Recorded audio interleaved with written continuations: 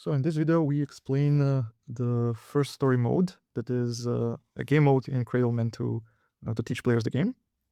The first mode is played with 1 or 2 players, and you have more players. You just divide your gaming group into 2 groups.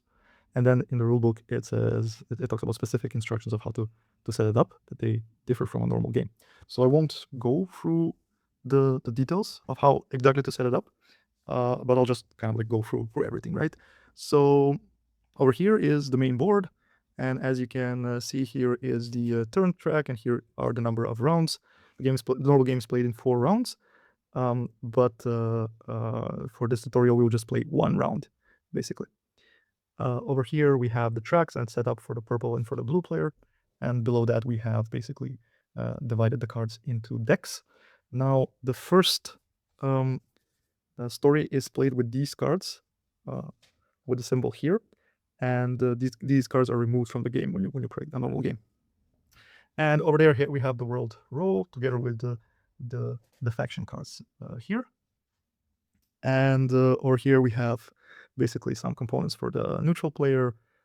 Then we have the settlement cards, and then we have basically the goods denominations of 1, 3, and 10.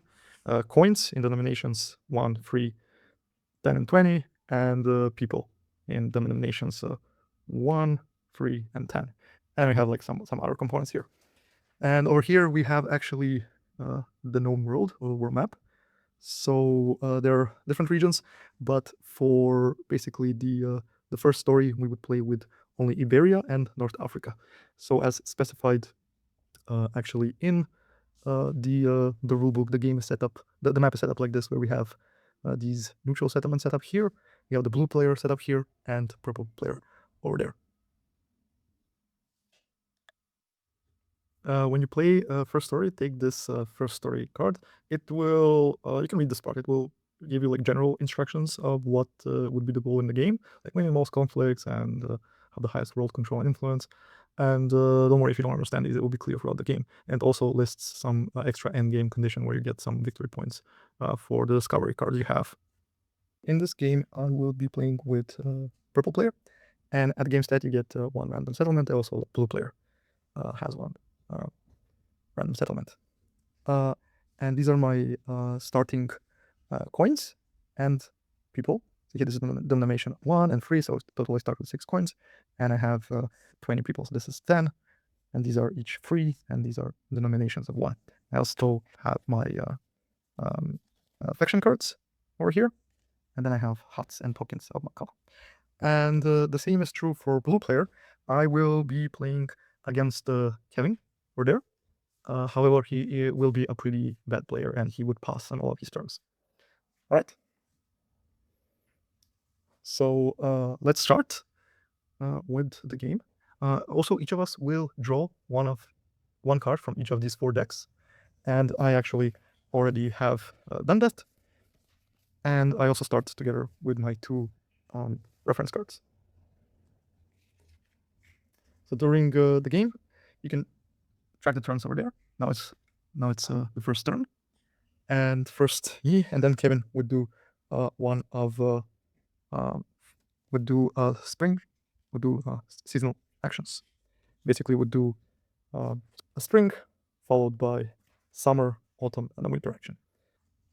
My first action is a spring action, and on my reference cards, I can see that I have 2 options for a spring action, and I'll do the first one, which is decree, and I follow the steps below. And I will play this card, and by playing it, I'll basically like put it down into my Tsifu row, my basically civilization area, which is a roll reserved in front of you.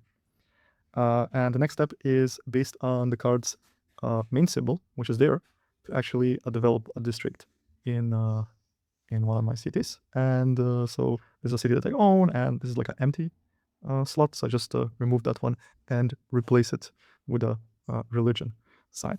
And for all of the religion or all of the specialization signs, you can see also the other reference card. So this will be a religion district. Yes, and note that these are double-sided, right? There's like a corner here, so make sure it's turned to the right, to the same side as the one that is replaced. Okay, so once that is done, the next step is from the card to actually to adjust the position on the growth tracks, right? So every district that you place actually is influencing here the tracks. And as you can see here, the religion district would influence this track, so I move mine one place further, right? But also it influences this track, right? So I move this one also one place over there. The next step is to apply the boon. And as you can see here, this is the boon, right? So every card basically has a progress track, and based on that progress track, the card becomes more powerful.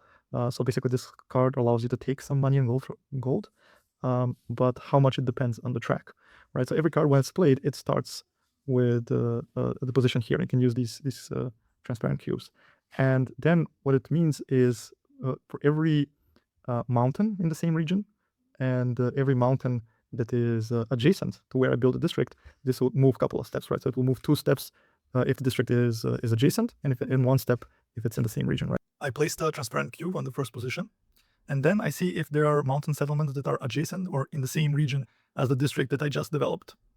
There's a mountain location here, but it's not settled, so it doesn't count.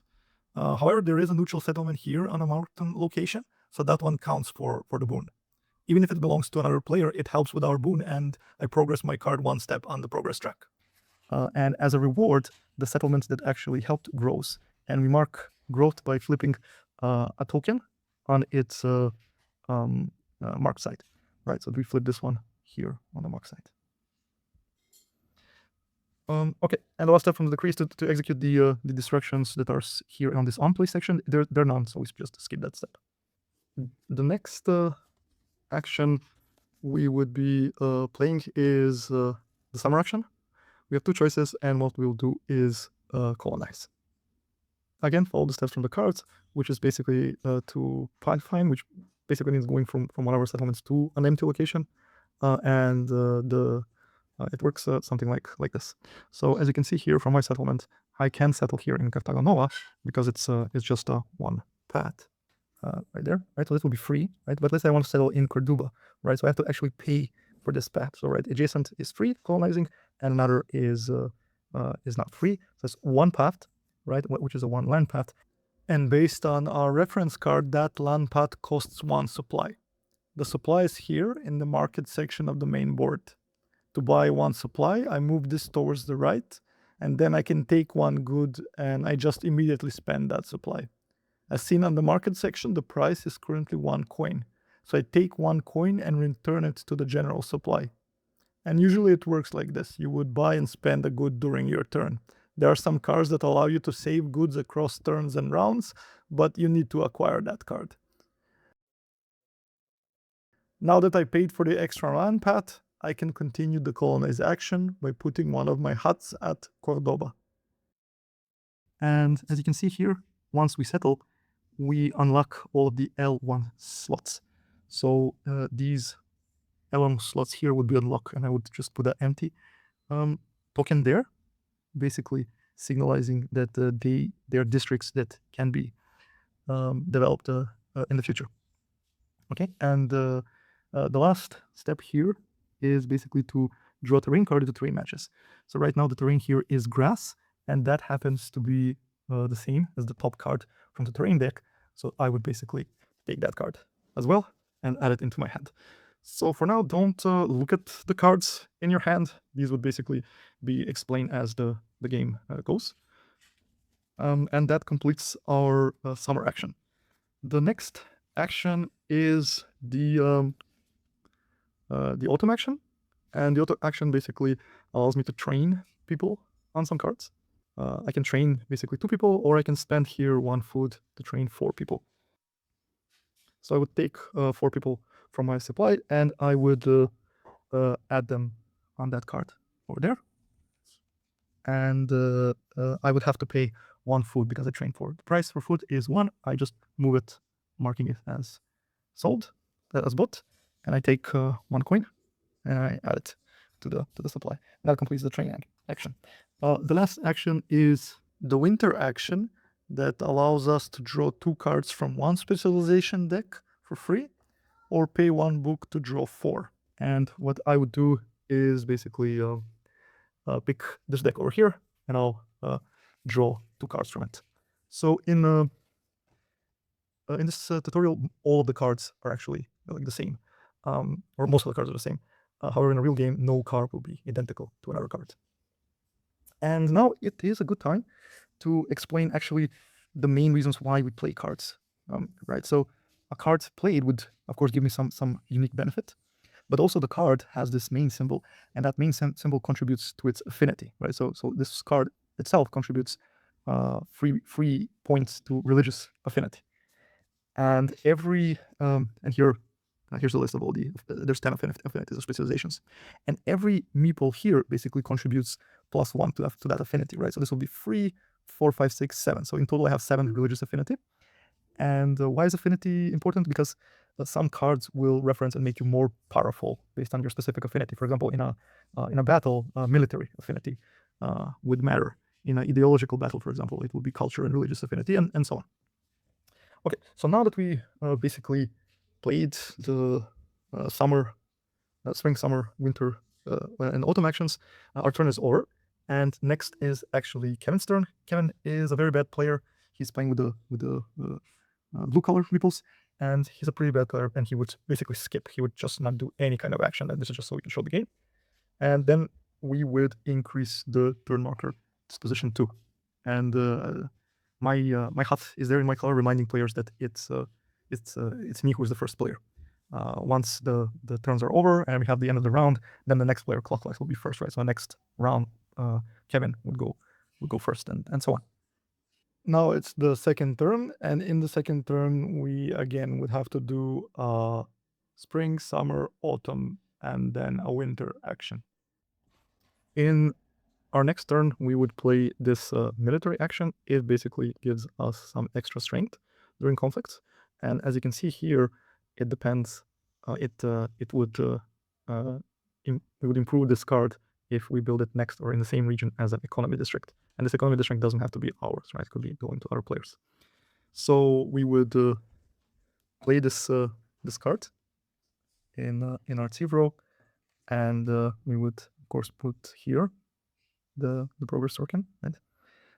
So as you can see here, this card would basically give us extra X strength, and X refers to the numbers here on this track, right? So if we just in the beginning of the game, this would give us 3 strength, but as we progress on the track, it will give us more. So each turn, all the cards would move 1 position up. However, if you build it in the right place, that card would jump a couple of positions, making the card more powerful. And okay, so following steps, we first put a military district, and the best place is to actually add it over here in Cordoba. And because of that, we also have to adjust the tracks. So as you can see here, the military track would move us 1 place over there. And next is to see the boon, which is economy, right? So we actually did build it next to economy district, and this jumps us 2 places on the track. So 1, 2. And because of that, also this settlement grows. So we modify this turret. So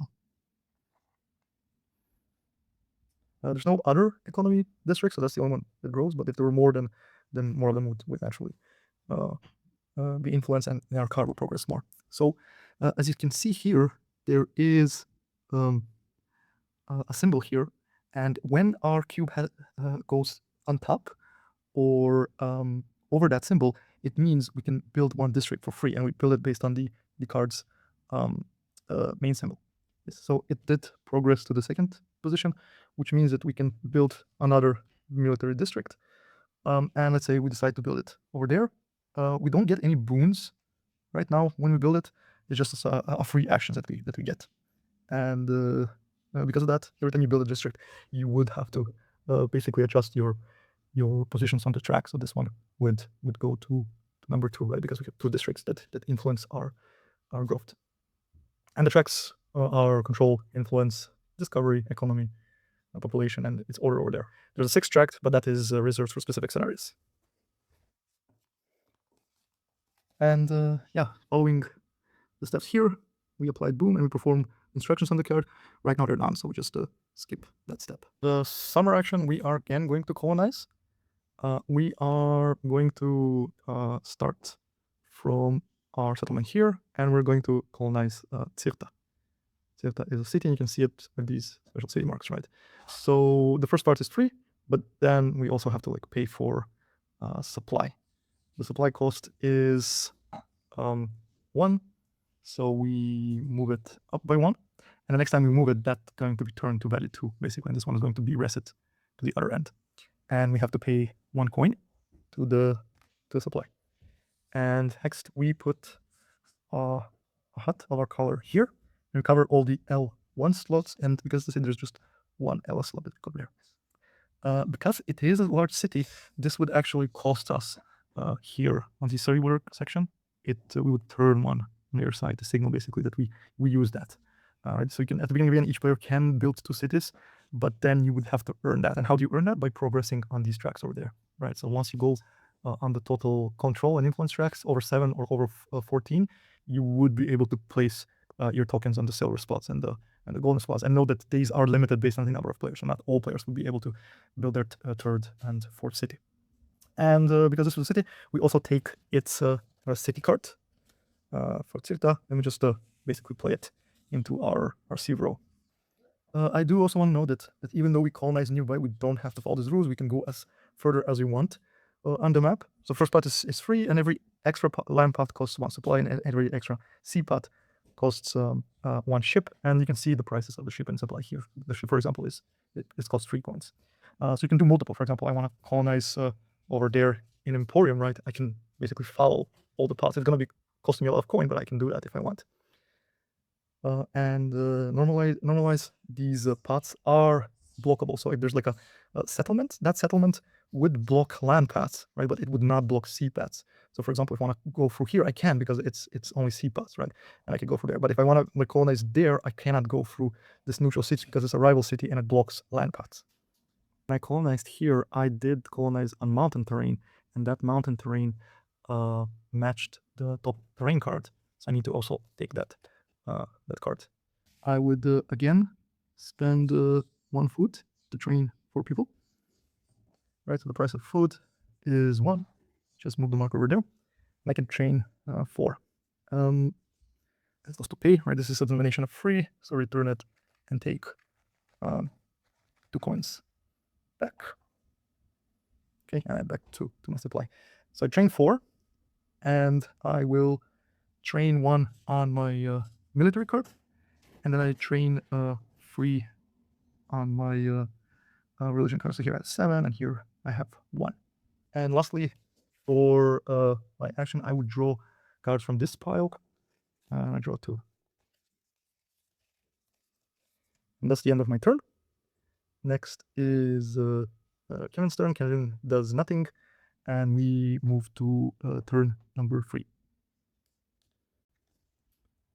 In our turn, we'll see what the other spring action does. It allows us to discard any card from your hand, and then develop a district based on the main system. And then as a bonus, it gives you 1 sprout, which is you can grow a settlement. So I would just discard this card, and all the stuff here, they don't really matter, right? What matters is only here, only the main symbols. And this allows me to develop either built or religious district. So I just discard that card over there, and I will, in my city here, I will develop a built district. And because of that, I have to adjust on the tracks. So you can see here, the build would move me on this track over here. So I move 1 position. Now, this track would basically give me more population. But the way it works is that every time you progress, or anytime anyone progress on the build and on the wealth tracks, your population and wealth seeps into the general world, right? So this kind of like increases also the world population growth. And same is going to be for the wealth track. Every time any player goes up on it, the coin would move, signaling that the world's wealth also increases, not just your own wealth. And I haven't talked much about the tracks, right? But every district here that you built would actually, you need to adjust on the growth track. Basically how much your control, influence, discovery, wealth, people, and order grow. And after end of each round, this growth would be applied to the total tracks. So you'll get your total control, influence, discovery, population, and wealth would also grow. And also these two represent the population and the wealth in the world. So they would also grow based on these markers over there. Right. So because we built this build district, we what we did is actually adjust on the tracks. And the next thing, as the card said, is that we can actually grow one settlement, and I can grow any settlement that I want. But the most advantageous for me is to grow actually the city. So you grow, but by flipping one of the tokens on its marked side. Next is the spring action, where we would again colonize, and we would colonize the city here, Sakata, and it's adjacent to, well, to both cities, but so we don't pay anything to colonize there. We add here on the L1 slots, marking that these are districts ready to be developed. And lastly, we see if the terrain currently matches, and coincidentally it does again. I mean, if the terrain didn't match, for example, with this, we wouldn't actually draw the card, but it does, so we draw it, right? And we add it back to our hand order. Okay. And next, what we'll do is to train people. So right now I have 10, 12 people in supply. What I will do is just exchange the 10 for smaller denominations, and you can definitely do that. So this is equivalent to 10. So next action is where we would train, and again I would spend 1 food to train 4 people. Right now the food has progressed to the end, so I actually can't buy without actually adjusting the price. This is the price evolve, so it goes to the next value, which is 2. So now food costs 2, and we move this to the end, right? And now I'm buying food. It costs me 2, actually, coin, and these are the last 2 coins that I have. And for that extra food, I would train again 4 people. I will add the 3 to my military card over there, and the other one I would add to my religion card. Now, there's a soft limit of how many people you can train on a card, and that soft limit is 7. And every time you train, for every person that you train over 7, you need to spend 1 order. So right now I have 6, 7, 8. I trained the 8th one, which means that on my total order track over there, right, I would have to lose 1 order, right? And order is usually spent on things like that to go over some limits imposed in the game. There's a limit of 7 meeples that you can put on a card. There's a limit of 7 cards in your sieve row, and there's a limit of 7 cards in your hand. But these are evaluated at the end of the round, so we'll talk about these later. So once we trained, now we can draw from the piles. So in this game mode, I mentioned that we only play with the cards with this symbol, and they are limited in number. There are like 20 cards there. So now I would basically just skip and not draw any cards. And likely when you play the game, you will also run out of cards. In a normal game, you would have around 400 cards in this pile, so you shouldn't run out. But in this first story game mode, the number are limited, and we just have enough cards to show you the main game mechanics. So just skip or pass on the winter action where you actually would draw cards. So next is game turns that he passes, and we move the marker to the 4th turn. Now, all of the cards that we use to teach the game are actually the same per pile, right? So here they're all the same. And normally in this pile you have military and law cards. You'll divide them in the back center, but they're all the same in this game tutorial, right? We just wanna teach you the mechanics. Here you could have diplomacy, build, and nurture, and they're all the same card. The exception is this one right here. In this pile, there's actually 2 types of cards: an economy and a scholar card, right? And a science card, right? The scholar and the gold mine. So you have 2 types, and in our 3rd term, we would, in the 3rd and 4th term, we will play those cards. So if you didn't draw them by now, just cheat and take those cards into your hand, because we want to show the game mechanics, right? So it's our 4th turn. Play actually the gold mine card. So we add it to our serial. There is this economy symbol here, which allows us to build an economy district, and we are going to build it here, right? And that economy district would progress us here on this track, but it would also push the world's wealth into that direction. We add a cube at the first position, right? And as you can see, the boon is built, right? So we see any build districts in the regions or adjacent. Adjacent, there's one built, right? So that helps us +2. Basically, the gold mine, each round gives us X gold, and X is free, but as we're going to progress, it's going to increase. So the output of our gold mine would increase. It will give us more gold each round. So because of this adjacent, it goes 2, 1, 2. And there's also a build district here in the same region. So adjacent is +2, and the same region is +1. So it goes +1 here for the gold mine output. And of course, these settlements that contributed would have to grow as a reward, right? So this one grows, right? And we just see if there are any unmarked districts, and we flip it to the marked site.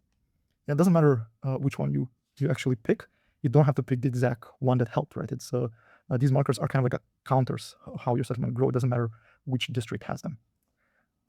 Here we also trying to find for our city if it's to flip some of these tokens to the mark side. We can't, which means that the city levels up.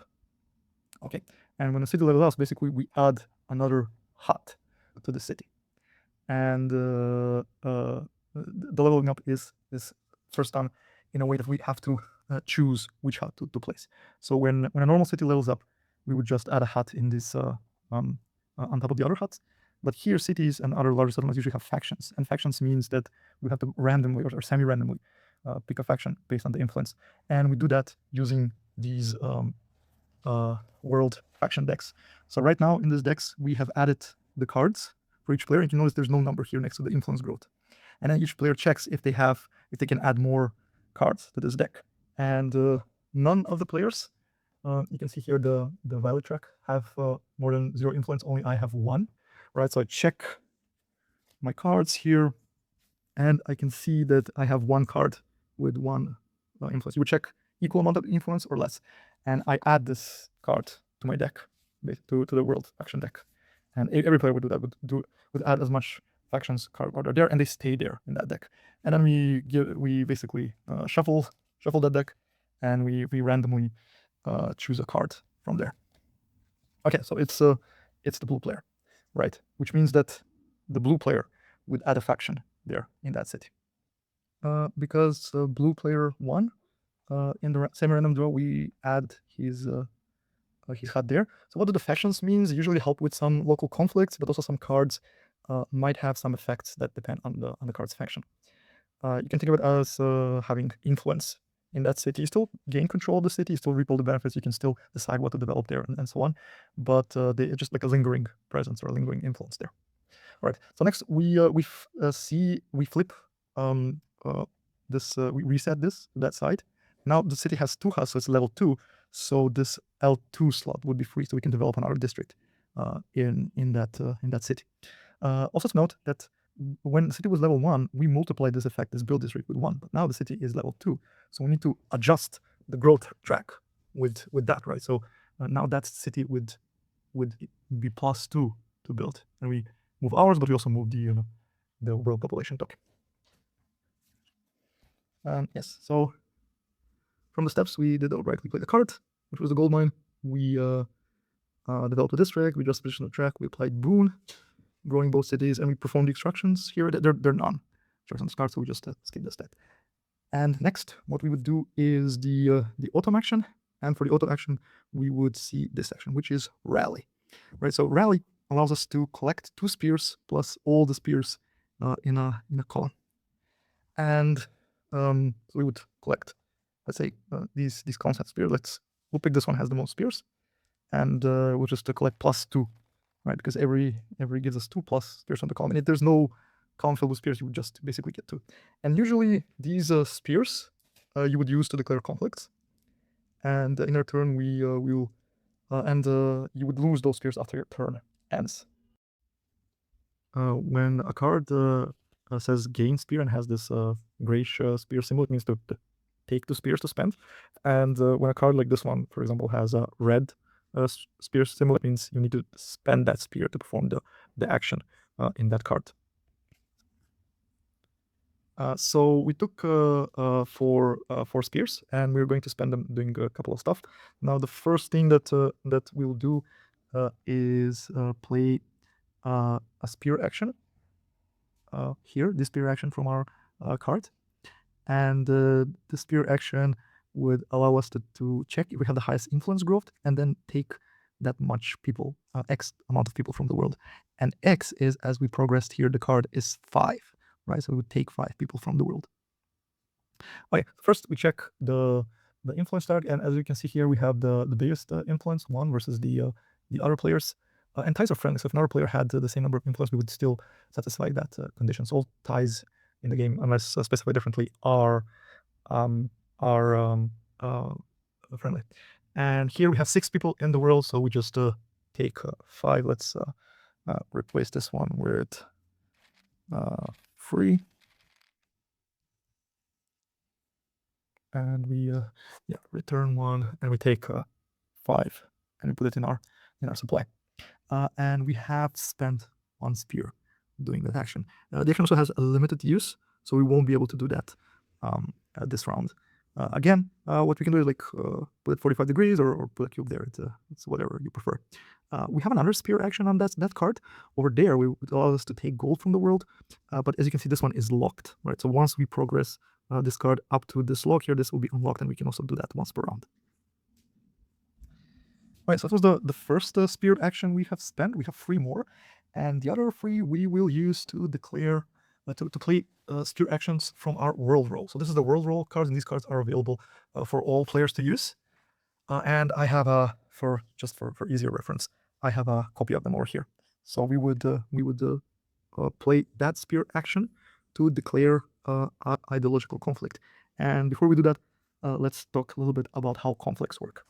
So in the game, you would there's a mechanic called delayed conflict resolution, which basically means that the attacker calculates his or her strengths when they declare a conflict, and then the conflict is actually, and this is during their turns, and then the conflict is resolved here in the reset phase. So that means that and the defender calculates the strength then. So the defender basically has a couple of extra turns to prepare for that conflict. Now, because of this, because we have to, the conflicts are declared during the turns that are resolved later, we would have to remember the strength of the attacker and what was attacked, and we use these target markers for that. And here, for example, you can see in which round which conflicts are allowed to be declared. So in the last round, in the 5th round, you can't declare any kind of conflict, which basically means that the defender has at least 1 turn to prepare. And in the first 2 turns, you can declare any kind of conflict, and in the 3rd and 4th turn, you can only declare minor conflicts. Conflicts can be major, usually attacking these main cities, like this one or like this one that we developed, and minor, usually having minor effects attacking the minor cities, the towns, so to speak. So here we would actually declare a minor ideological conflict that would target the civilization, and we will target the neutral player. It also has limited use, as you can see, that each civilization may only be targeted once per round. To declare a conflict, you can see the steps on the main board, and it will exactly say what to track and ask you to put to mark the attacker's strength and what has been attacked during the declaration phase, and then it would ask to actually calculate the defender's strength, and then it's going to be some luck-based cards, and then the conflict resolution. Yeah. So to following steps, we on the board, we take some of these target markers and we use them to mark our strength and what was attacked. Of course, it's a minor conflict, so the first step is to check if we can actually declare it. We can. Then we would add one of our hearts. So the conflicts are resolved in order, so we will need to put it here on the track together with one of these markers that we took to remind everyone that we're first to resolve the conflicts. The next marker is added here to designate who we have attacked. It's going to be the neutral player. We would also have to mark the card that was used, right? That's the ideological conflicts. We put a mark there. And the last mark is put on the conflict track, and it measures our strength. And for measuring the strength, you can actually see this card over here. It basically says that we get 10 strength per hut, which is within one distance of the target. If the conflict is targeting settlement, this conflict is targeting a civilization, as seen here, right? So it's not targeting a settlement, so nothing happens there. And then we would see this sign here, which is it's ideological conflict. So in ideological conflict, you can see the religion and the culture sign. So those would influence our strength. So we don't have any culture cards here, but we do have a religion card, and our religion affinity is 3, 4, 5, 6, 7, 8, 9, 10, 11. Okay, and we progress that many steps on this track, so our strength is 11. And then that's the end of the steps, right? We have marked everything, and we have calculated the strength for the attacker. So we have 2 spears left, and we would use those spears to declare a military conflict. So in our world row, we have the ideological conflict card, the military conflict card, and the common raid. So this is the conflict card, and as convenience, I would just use a copy of the card here to explain. This card allows us to spend either 1 or 2 spears to declare a minor or a major conflict, and you can target rival towns or cities that are within 1 distance from a settlement you control. And as you can see, the resolve basically says that you gain control of the settlement if you're successful. So again, we will take one of these target markers. Let's take these. And what we would do is target the settlement over here. We mark the targeted settlement.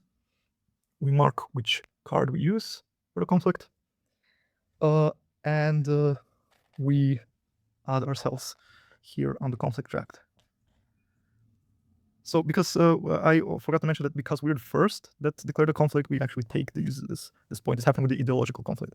So we just take it and add it in a supply as a victory point. Okay, so we marked it on the track, and now we need to mark our strength. The difference was that the ideological conflict was targeting a civilization, so it was marked there, and this one is targeting a settlement. So that's why it was marked there. So we need to calculate our strength, and as you can see, this is a military conflict. So what will happen is that the military symbol here would help the attacker, and the military or the build would help the defender. So let's see what is our military affinity. Yes, it's 3, 4, 5, 6, 7, right? So we mark it on 7. However, our card also has this ability, which basically says that in a military conflict you would get X strength. Right now, X is 4, right? So it's the first number that is on or it has passed. So if this was, for example, a 5, then we would have a 5 strength, right? So it's if the cube is on it or has passed it, that's the strength. Now it's 4, so we add 4 to that, right? 7 plus 4, it's 11. Okay. And the last step is, because this is a conflict that's targeting a settlement, we get 10 strength plus adjacent hut. So this hut of ours is adjacent to the attack city of Malacca, so we get plus 10 strength. So from 11, we jump to 21. All right. And so we use 1 spear to execute this action from our card.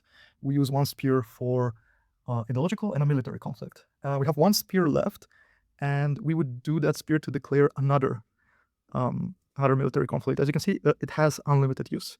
So we can actually target any settlement that is adjacent to one of our settlements, or that is adjacent to already targeted settlements. So this would not be a valid target because it's not adjacent to our settlements.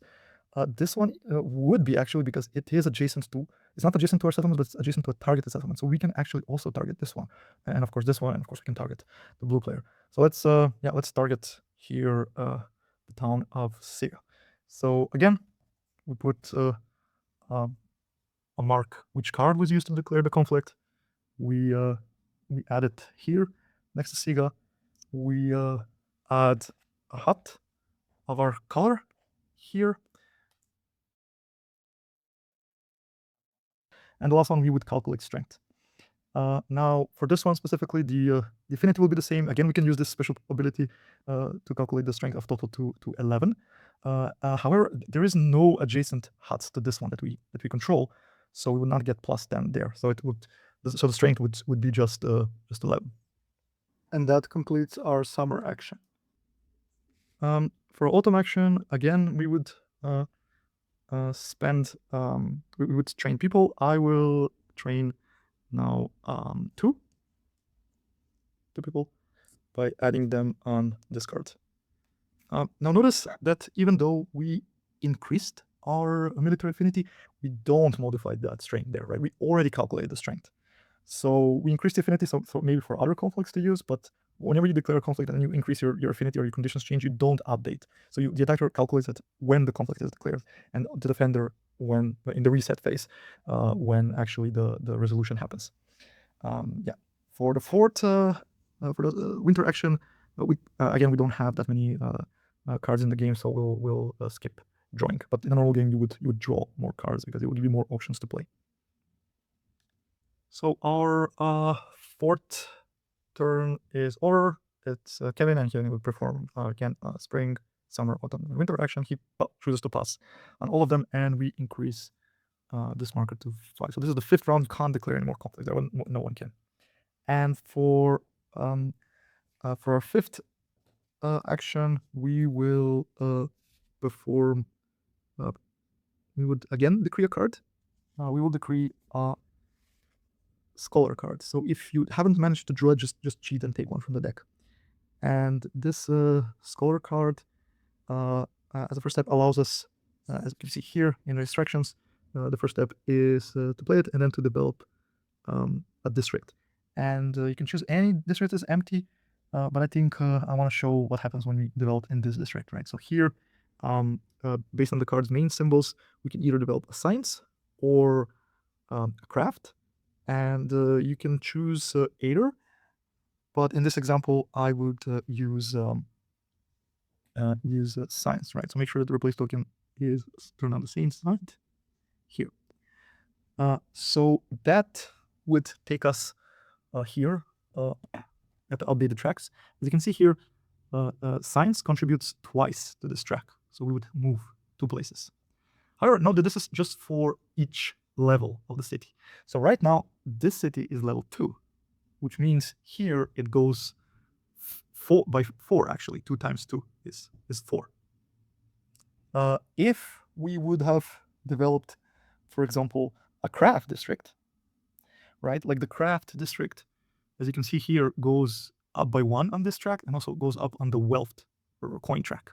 So if we would have done that, then we would have moved our marker here 2, because level 2 city. Here also we would move our marker 2, and we would move the world wealth also 2. We would progress the card, and here you can see there is no boon, there's no progress track, so we just skip that step. The last step is to perform the instructions on that card. And this card has instructions. As you can see, those instructions are executed when you play the card, and this symbol here, the circle symbol, means that it's played in each reset phase. So we would execute this when we play the card and then each reset phase. And it says to gain 1 book per 2 science affinity. Our current affinity is 3 for science based on the symbol, so we would get 1 book. We just take 1 good on supply. These are the denominations of 1, 3, and 10. And that good, we place it on the card. Why? Because here there's a symbol of a book that you can keep that book. So whenever a card says that you can gain something, you would take that good, but you would have to spend it during your turn. You can't keep your good in there. There's no private supply for goods. Unless there's a card, that could be any card that has a book symbol, then you can take that good and put it on the card, and then you can keep it across turns and across rounds. And that completes our action over there. Summer action, we will perform a rally, which allows us to gain 2 spear, 1, 2, and also to gain the spears in 1 column. So let's say this one. Right, we have 3 spears in total to spend. One of the spears I will use to play a card from my hand. So I will play this card. And as you can see here, there's a red spear. So you can play that card as part of a decree, but you can also spend a spear to play it. But then you just execute the instructions there. You don't get to develop a district or do a boom or progress the can. You just simply play it, spend a spear to just execute these instructions. And these instructions specify that you can spend 0, 1, or 2 luxury to gain 1, 2, 3 victory points. So in the game, there's multiple types of victory points, all legacy, glory, and greatness. But in a normal scenario, they would all count as 1 victory point and wouldn't matter. Only different scenarios would potentially bring other conditions to count those victory points. So with this card, basically, I built an ancient monument. I do want to spend more luxury. And it's a good time to show you one free action that is available. I don't have any coin, so one action that is free that is always available during the game is to take debt. And the way you do that is you take a hut of your color, and now it's the first round, so we add it here, and we take 5 coin. Just take 5 coin for market 1. Right. So 5. And the luxury price is free, so I would buy 1 luxury for the price of 3 coin, and I would immediately spend that luxury over there to gain 2 victory points. And I just take here 2 victory points. 1. I didn't take the same type because, as I mentioned, in the normal game, all victory points come the same. Okay, so that was spending 1 spear action to do that. I showed the take debt action, and you can take debt as many times as you want. There's no limit, and each round that you take a debt, you'll take more coin, but each round you return the debt, also it costs more to return it. So for example, in the 3rd round, if I want to return that debt, it's going to cost me 9. And if I return that debt that I took in the 1st round in the 4th round, it's going to cost me 12. So only 12 coin will allow me to return that debt. And if you have debt more at the game end, it brings you negative victory points. Specific for that, you can see in the rulebook. The second spear I would just use to play the same card, for example. You can do that. You can play multiple cards. In a normal game, you wouldn't have the same cards. Not 2 cards will be the same, but I just wanted to show here that you can actually do that. Again, I spend 1 spear. I would not spend now luxury to gain more victory points. So with 0 luxury, I would just get 1 victory point from the supply. Okay, I have 1 more spear, and that one I would use to show you this card here, the Common Raid. So I have conveniently a copy of the card here, and the Common Raid has 1 spear action that allows you to add a token of your color to this quest. So I will take just a token here and put it on the card. This card is just collecting tokens on it from different players, and then potentially you might gain access to the world's wealth and population, depending mostly by luck. But more tokens you have on that card, the more chances are that that your raid would be successful. Yeah, I'm just adding that one, filling 1 spear to add 1 token. So I have spent all my spears. I don't have any more, but for the purpose of this tutorial, let's say that I had a couple of more spears. Right, I could use a spear to add another token to the raid card. There's no limit of how much you can add here. There's no unless the spear action has the keyword limited and then some instructions. It's unlimited. You can activate it as many times as you want. Potentially, also I can use a spear to play some of the cards from my hand. For example, this one says choose 1, either gain 2 growth on a town you control or gain free food and free supply when you play it. So yeah, let's say I'll spend 1 spear to play that card. I'll choose the second option to gain free food and free supply. So I don't have any cards that have this symbol for supply and for food, so I can't actually keep them on that card. I would, if I don't sell them to the market or if I don't use them, I will, by the end of my turn, I'll just lose those goods. But what I can actually do is just sell those goods to the market. So it's free food and free supply, and I directly sell that. So I move here on the supply, selling the good. I move it 1, 2, 3 places, and I take 1 coin for each of those. And if it goes to the end, you can't sell anymore. There's no more demand for it. So I take 3 coins because of that, and I add it to my supply. And the next one was food, and I also move here the marker. I sell 1 food. I take 2 coins, and then I want to sell more, but I can't, so I reset the price to 1. I move this to the very end, and I sell 1 and my 3rd one. So in total I sold, as this card says, I sold 3 food. 2 of them were for the price of 1 and 1 was for the price of 2. So in total 4 coins. I just take 4 coins from the supply, from the general supply, and add it into my private supply. And let's say if I had another spear action, I can potentially play another card from my hand, which is to gain free luxury. So I would just take luxury. I can't spend it. I can't spend it or keep it. So I just would have to sell it. And then it says here I would just discard this card. Okay. Next is this one. Next is this section where it allows us to train people. So what I would do is spend 0 food and just train 2 people on this card, on the scholar card. Why do that? Because now I increase the affinity from 3 to 5, and the next time that this one gets activated, I would get 2 books instead of 1, because it gets you 1 book per 2 affinity. So next is the winter action. So we're not going to draw cards, but notice this scholar card gave us a special ability that we can actually perform an autumn or a winter action instead of these default ones that we have. So let's do that. We will perform this action to gain a discovery per spend book. So when it says discovery, not discovery growth, it means that we progress here on this track and not on the growth track. So here, for every spent book, we would gain 1 discovery. So let's spend this book here. That's 1. Right, we return to supply, and let's spend 2 more books. And as a free action, you can actually buy or sell books to the market. So let's say we buy here 2 books for a price of 2. So we spend 4 coins for that. We just take 4 coins and we get them back to supply. So 3 books in total. That means that here we would progress 3 steps. 1, 2, 3. Now this cube signals the discovery threshold, and when we reach it, actually, as a reward, we can draw from these very powerful discovery cards. So we've gone ahead and draw one, and I'm not gonna show you these cards. Usually they're wonders and they're quite powerful, but they're not. We're not gonna explain them as part of the tutorial. Just the mechanism of getting them.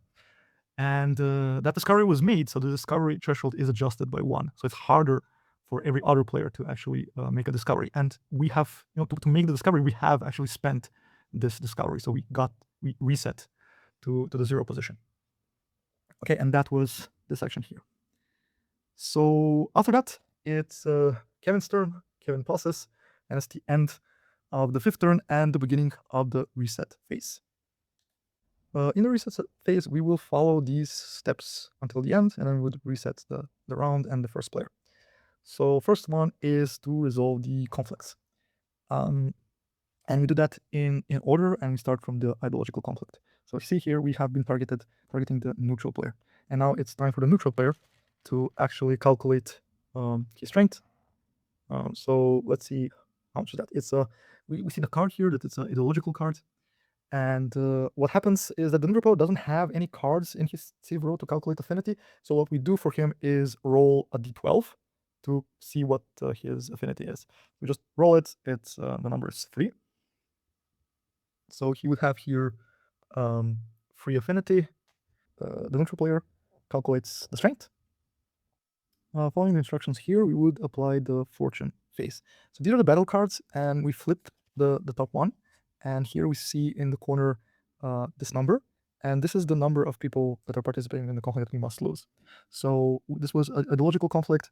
So we would lose 4 people from this card and add them back into the general supply. The neutral player doesn't have any 0 people, so he would not lose anything. And remember, we would actually lose strength if we don't have people to lose. Next, we apply the fortune effects, which we see here with the dice symbol. This applies one for military conflict and this one for ideological ones.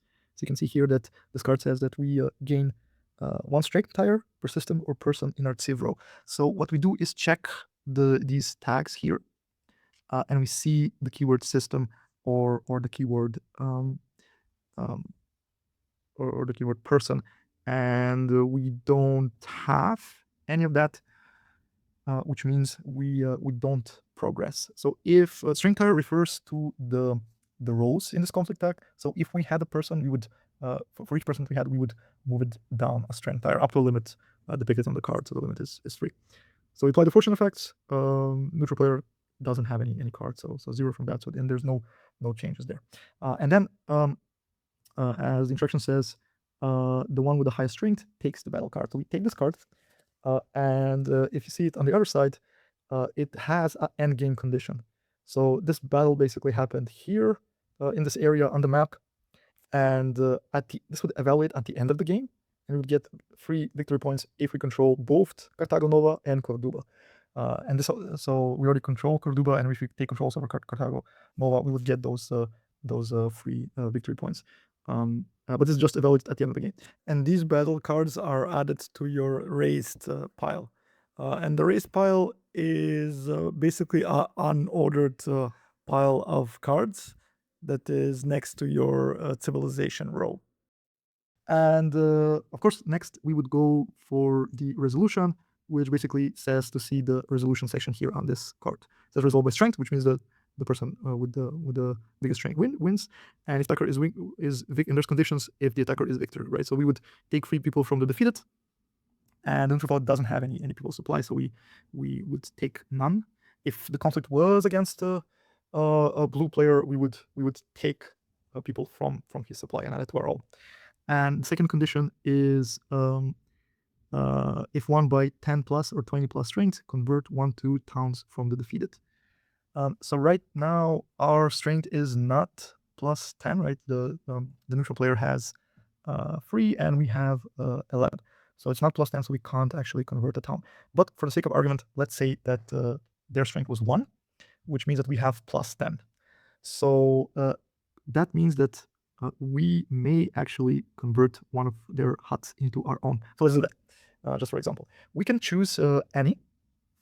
And for the purposes of this, let's choose this one. Right, so we take this one and we replace it with a hut of our call.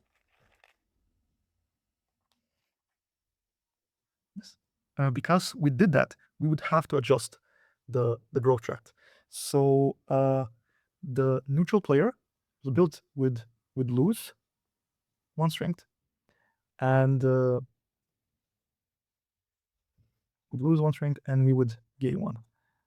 The world strength does not adjust because it's just transfer of district from one to the other. There's no new district created. Okay, and the last step is to clean up the marks, which we would do later. Okay, we now continue to the next conflict. As you can see, we have 2 military conflicts. For convenience, let's add that military card there. And again, we follow the strength where we can calculate the strength for the defender. We use die, right? And their strength was 12. All right, so on this tract, they move there to 12.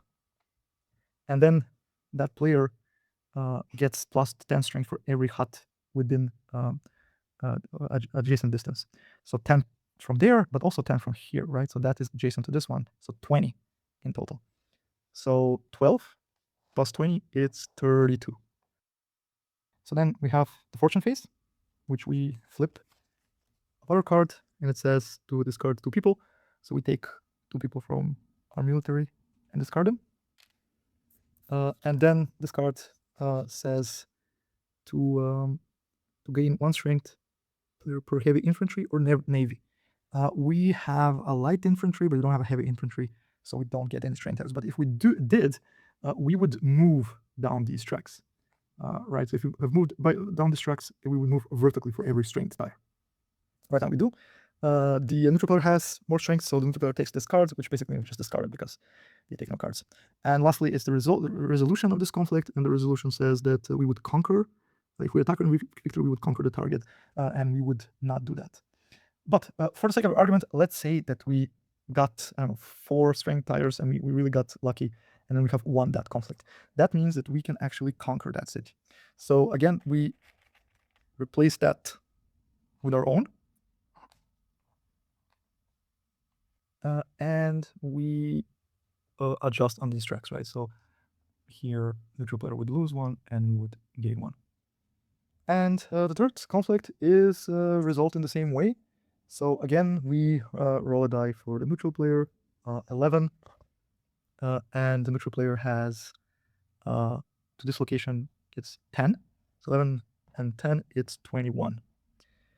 Our strength was let me remove this one, clean it up. This is the this conflict, right? So our strength was 11. And again, we do the cards. We flip it, it's 5. We need to lose 5 people. We only have on this card 4, so we have to lose them. And it says here that per shortfall we lose a strength tire. So we didn't remove 1, so this one would go. We would lose 1 strength tire for that. Obviously, neutral player is again the winner because here, as you can see, we get a strength higher for ballistic or navy. We don't have those stacks. Biggest strength is neutral player. The card is discarded, and resolving the effects is basically we don't get anything. Okay, and of course we now can actually clean up this stuff and remove these markers and everything there. Once all the conflicts are resolved, we add one victory point to the track. So the next person that first declares a conflict would actually get that. And go to the next phase, which are the global events. Nothing happens for us, right? We don't play with global effects. They add some random effects to the board and effects, but it's not recommended to play them until you're comfortable with the game. They're a little bit more complex, but they bring some random things that happen in the world. Okay, and next one is the reset phase. So this is a phase for the neutrals, where the neutral player would take actions. They would span new settlements based on these cards. So what would happen is we would turn these cards over like this, and this card together with this card would make a unique combination. We would settle in that location. So this is Calzera Augusta, which is over here, right? So here we would settle neutral city. We would add a religion district there and adjust the growth track because of the district.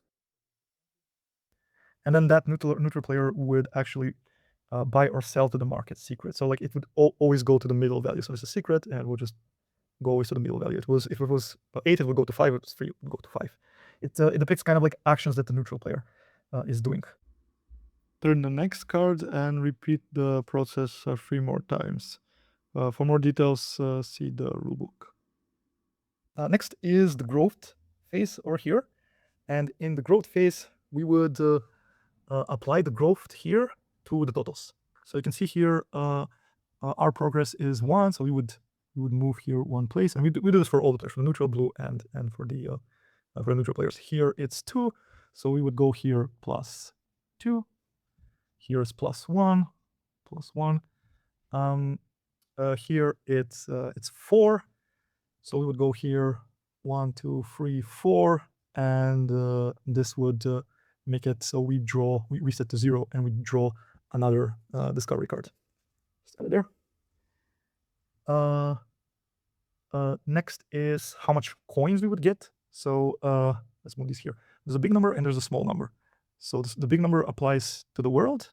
The small number applies to the world, and the big one to the players. So we would get 4 coins, and the world would get 2 coins. So we just add 2 coins to the world and 4 coins. And in the same way, we would do that for the neutral and for the blue player. On the population trap, we will get 6 people, and the world will get 3. So we just add 6 into our supply, and we add 3 in the world. So next is the common raid resolvement. It says that after the world population and wealth growth are applied, we would resolve this. To resolve it, first we flip one of the battle cards, and here based on this number we add that many tokens for the neutral player. So it's just 1. So only the neutral player adds that many tokens to that card. And then what we do is we take those tokens, we mix them in this bag, and we draw based on the instructions on the card. For each 6 coin or 6 people, we draw 1. We draw 1, which is ours. And as you can see here, we have 4 people and 6, 8. So in total, it's 12. So we need to draw 2. Right? First, ours were drawn. So let's say I choose, and I can based on the instructions with the common raid card, you can take 6 worth of mix of coins and people. So let's say I decide to take 3 coin and 3 people. Right? I have an active supply. And let's say we draw next token, and let's say that I was a neutral player. Based on the instructions of the card, the neutral player would do nothing. So these would just stay in the world. Okay, so it's on to the next phase, which is sprouts. Gives you rewards if you're first on these tracks. So the players that are first on this track, this 3 tracks would get a sprout. So this basically would give me 4 sprouts, which is I can choose any city, any of the 4 cities to grow 4 times, or I can choose the same, town to grow 4 times if I want. Next is the actions where we progress each of our cards. So each card gets a little bit more powerful, right? And here this one is progress 1 steps. And the next is to activate the cycle action into these cards. Our gold mine would now gain us X coin, and now X is 7. So we would take 7 coin from the supply. This card would also activate here. It would give us 1 book per 2 science affinity. We have 3, 4, 5 science affinity, so we would get 2 books. Just add them on top of this card. Next is that we reset all the used actions. So you remember this had limited use once per round. We just removed that, right? We reset that, and we'll do that for each card. Next is a phase where you're allowed to return some of this debt, but you only may return debts from previous rounds. So if this was round 2, then I could return this debt, pay back 7 to the supply, and remove this one. But I can't return debt taken in the same round. Lastly is maintenance. So here I would lose order for any kind of limit.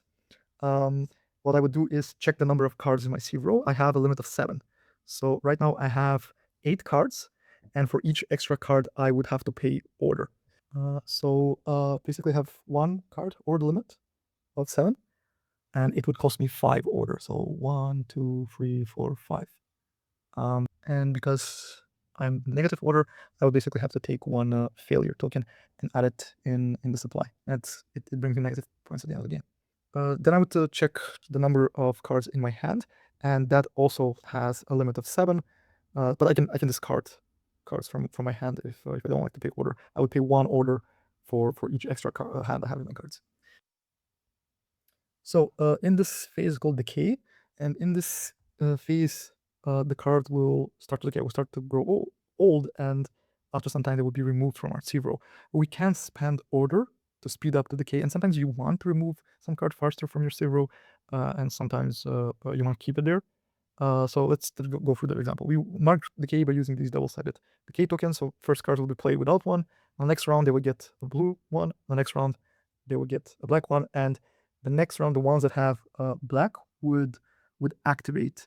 And it will list instructions what would happen. If there's no instructions, the card would be either usually erased, right? It would be added to your erase pile, or rooted, which we'll talk about now. So let's say that this card I want to let's say remove it faster from my sieve row. So what I would what will happen is that I will add 1 token on the blue side and spend 1 order for that. And I do a similar thing with these 2 cards. So 1 order to place on the blue side, 1 order on the black side. So 2 and 4. Total I spent 4 order, and I reduce it here, so it goes from 3 to -7. Okay. And each card that has a black one would actually activate. So let's start with this one, right? It says that we would gain 1 victory point per free religion affinity. Right now, our religion affinity is 3, 6, 7, right? So we would get here 2 victory points, and we just let's put this here, and we just take 2 from the supply, 2 victory points.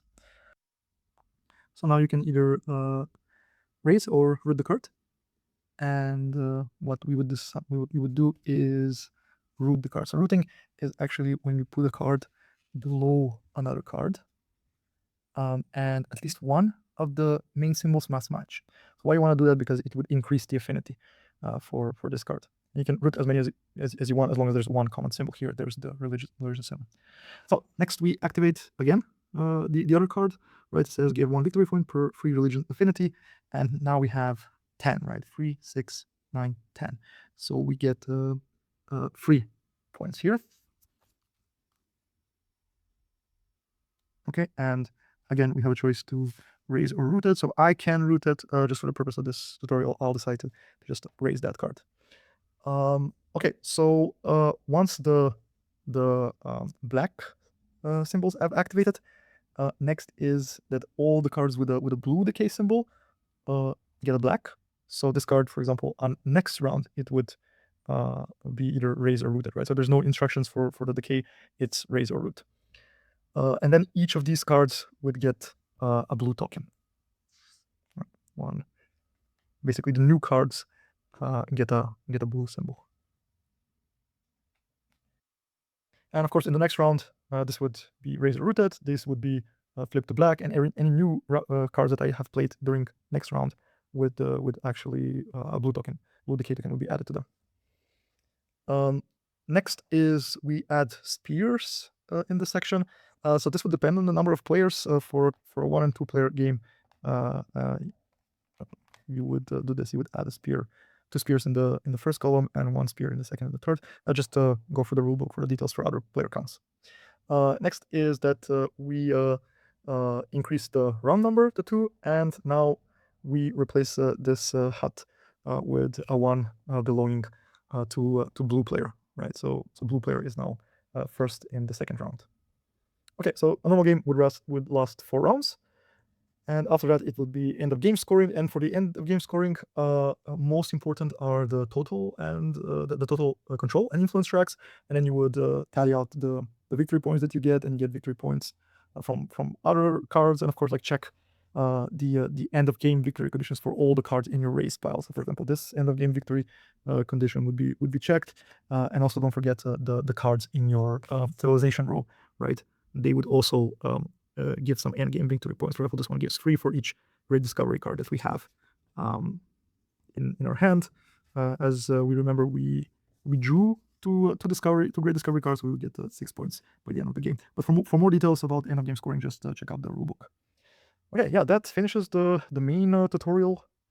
And yeah, for any questions, check out the rulebook.